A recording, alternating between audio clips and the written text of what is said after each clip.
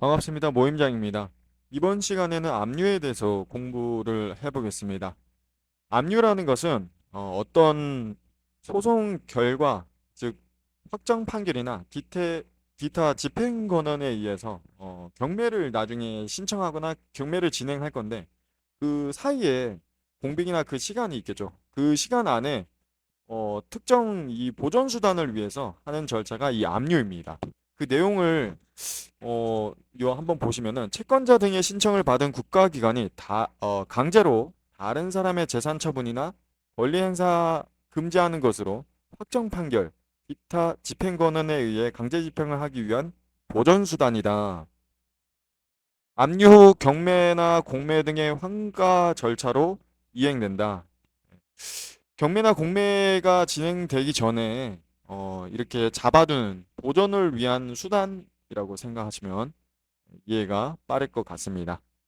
그리고 다음으로 전세건에 대해서 공부를 하도록 하겠습니다. 전세건은 너무나 간단하고 쉽습니다. 실제 전세 계약을 하고 그 계약에 의해서 실제 등기부상에 그 전세건이라는 이 등기를 신청하고 이제 등기를 했을 때 그것을 전세건이라고 합니다. 단순히 계약을 통해서 전세 이제 보증금을 위한 이제 계약을 했을 경우에는 전세건이라고 하지 않고 단순한 임차인이 되는 것입니다.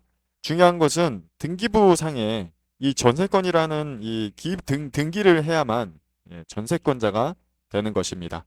그래서 정확한 전세권자는 등기를 했냐, 안 했냐에 따라서 전세권으로 나눠집니다. 정말 간단하니 요거는 쉽게 이해가 되실 겁니다.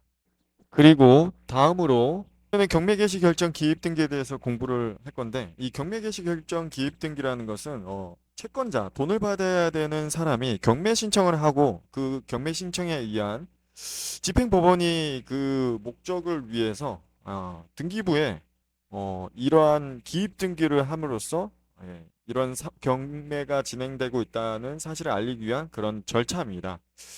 그래서 여기서 말하는 이 절차는 떤 현금화해서 채무자의 재산을 현금화해서 배당을 주는 그 절차를 이 경매라고 하는데 그 경매를 시작하고 알리기 위해서 그리고 등기부에 이 기입하기 위해서 쓰는 것이 경매 개시 결정 기입 등기가 되겠습니다.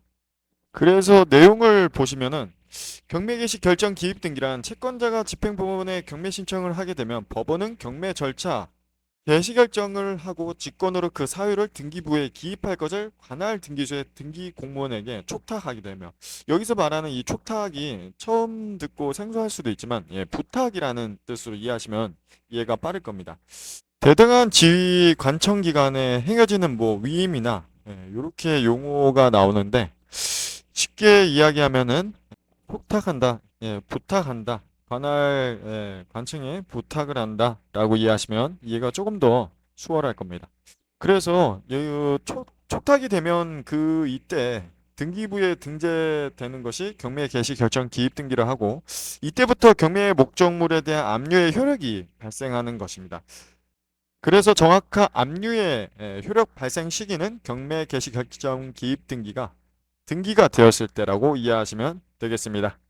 그리고 다음으로 담보가등기에 대해서 배울 건데 이 담보가등기는 너무나 중요하고 조금 내용이 다소 어렵습니다. 그래서 이번에는 간단하게 용어를 이해하시고 다음 시간에 다시 이 담보가등기만을 가지고 영상을 촬영해서 올리도록 하겠습니다.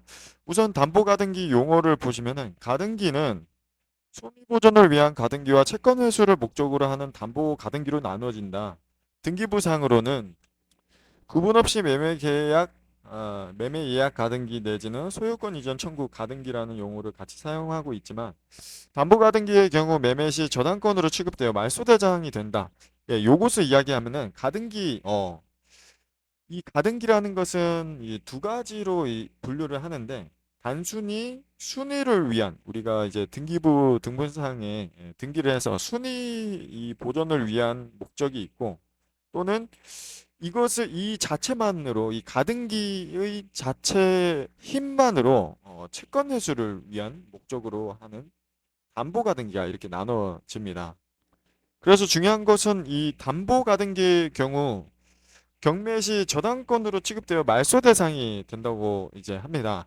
우리가 나중에 배우겠지만, 예, 계속 말소 기준 권리에 대해서 계속 배우실 겁니다. 예. 그 안에 말소 기준 권리 중에 이제 저당권이 있는데 이 저당권으로 취급이 되어서 이 담보가등기가 저당권으로 취급이 되어서 이 말소 대상이 되기도 한답니다. 그래서 이렇게 지금은 용어만 이해하시고 다음 시간이나 이제 다음에 영상을 따로 만들어서 이 담보 가등기만을 가지고 이야기를 해보도록 하겠습니다. 그럼 오늘 담보 가등기 이것으로 용어 정리 마무리하겠습니다. 감사합니다.